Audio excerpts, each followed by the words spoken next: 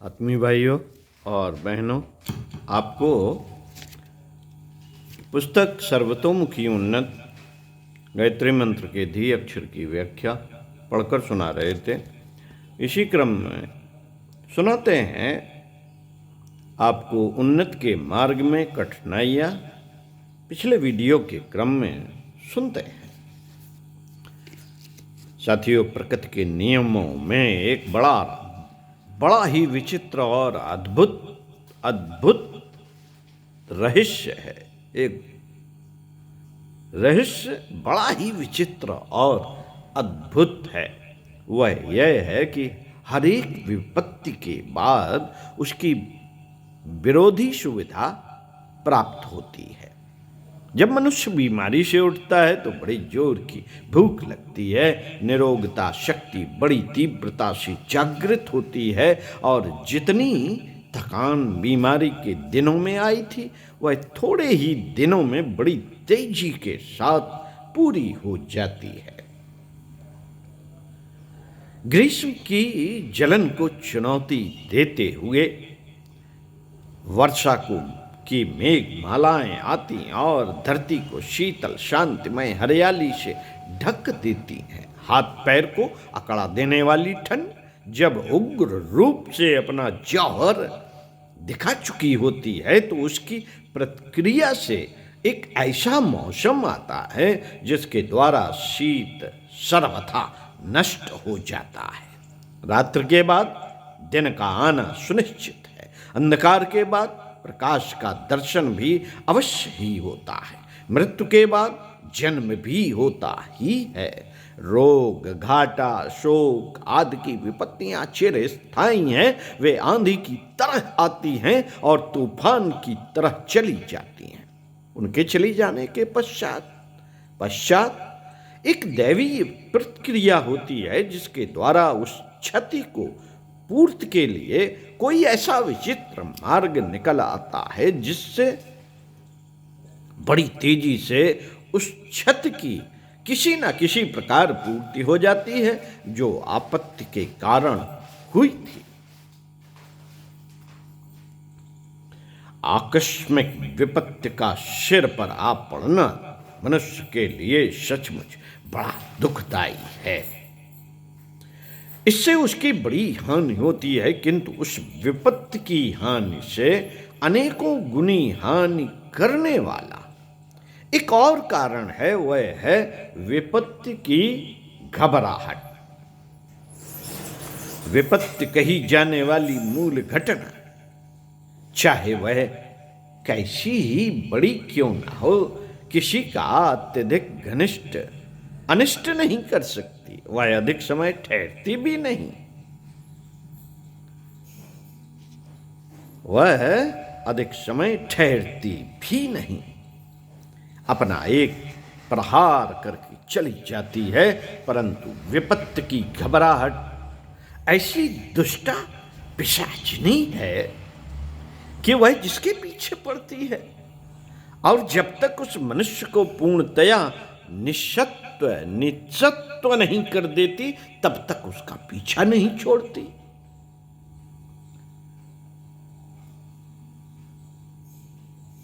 विपत्ति के पश्चात आने वाले अनेकानेक जंजाल इस घबराहट के कारण ही आते हैं। शारीरिक मानसिक और सामाजिक सुस्थिति का सत्यानाश करके वह मनुष्य की जीवनी शक्ति को चूस जाते हैं।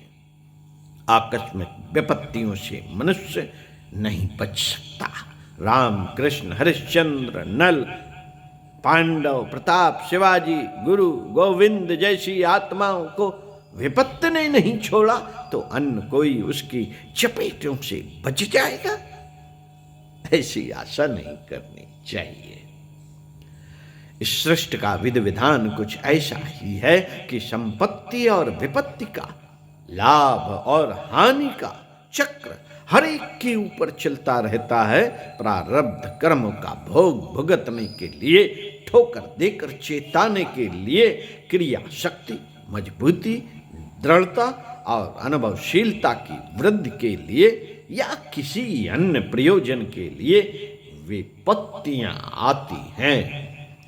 इसका ठीक ठीक कारण तो परमात्मा ही जानता है, पर इतना सुनिश्चित है कि विपत्तियों का प्रकोप विभिन्न मार्गों से समय समय पर हर एक के ऊपर होता रहता है।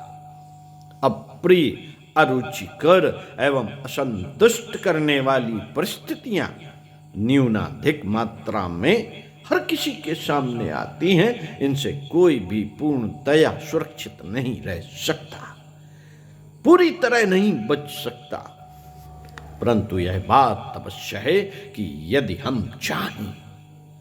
यदि हम चाहें तो उन विपत्तियों के पीछे आने वाले बड़े भयंकर और सत्यानाशी आपत्ति जंजालों से आसानी के साथ बचे रह सकते हैं और आसानी से उस आकस्मिक विपत्ति को थोड़े ही समय में क्षतिपूर्ति कर सकते हैं। कठिनाइयों से लड़ने और उसे परास्त करके अपने पुरुषार्थ का परिचय देना, यह मनोवृत्ति ही सच्चे वीर पुरुषों को शोभा देती है। योद्धा पुरुष उस तलवार को चुनौती देते रहते हैं जिससे एक ही झटके में सिर धड़ से अलग हो सकता है।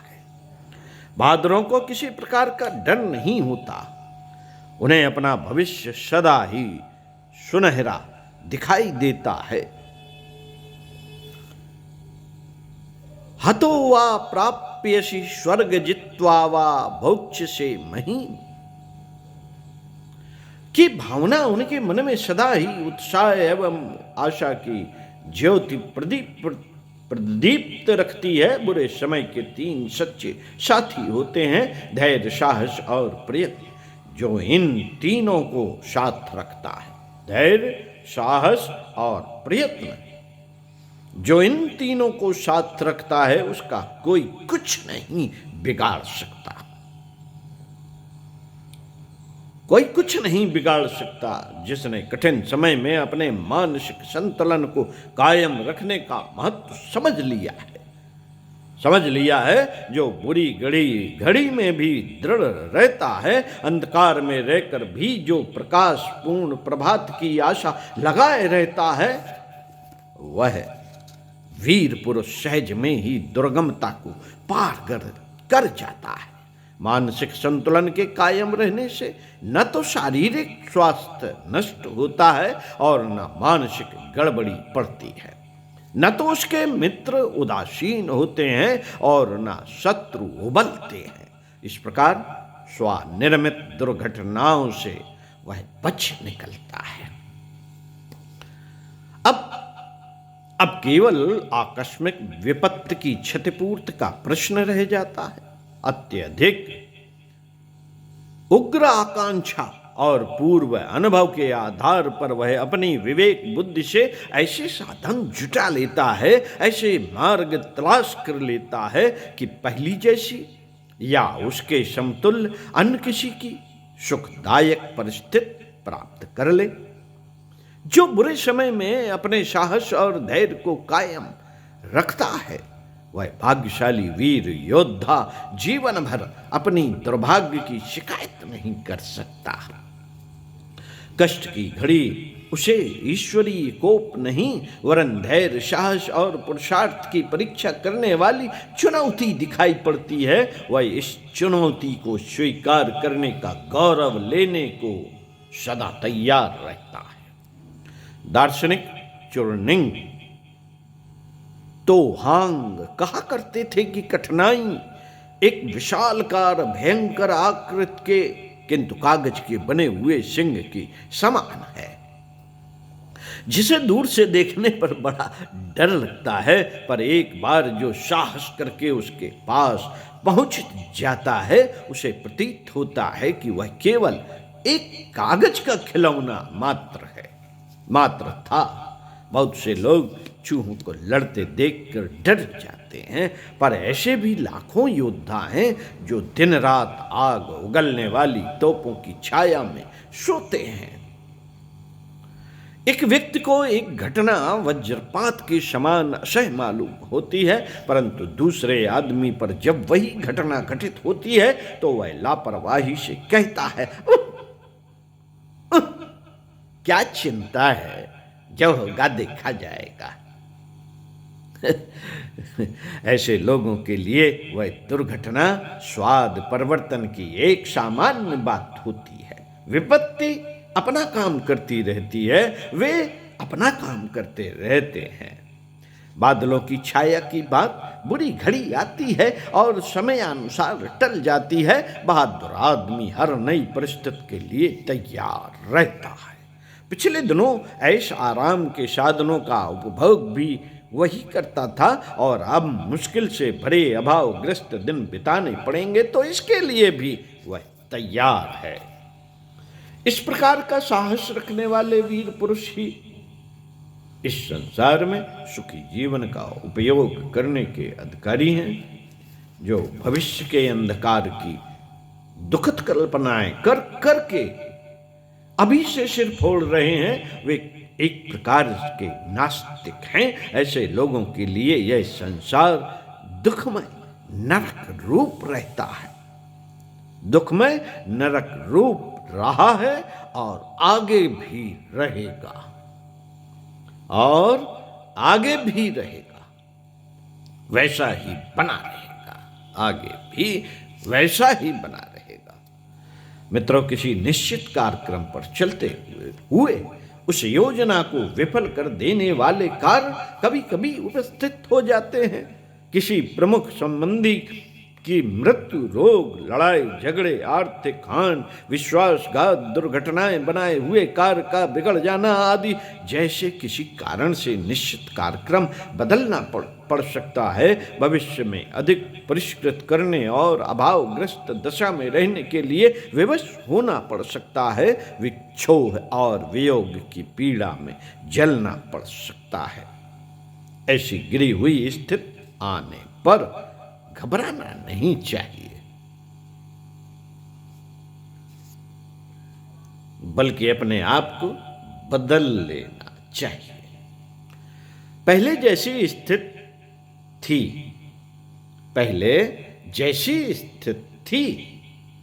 तब वैसी स्थिति के अनुकूल अपने कार्य होते थे। अब दूसरी स्थिति है तो उसी अनुपात से दूसरे ढंग से काम होना चाहिए।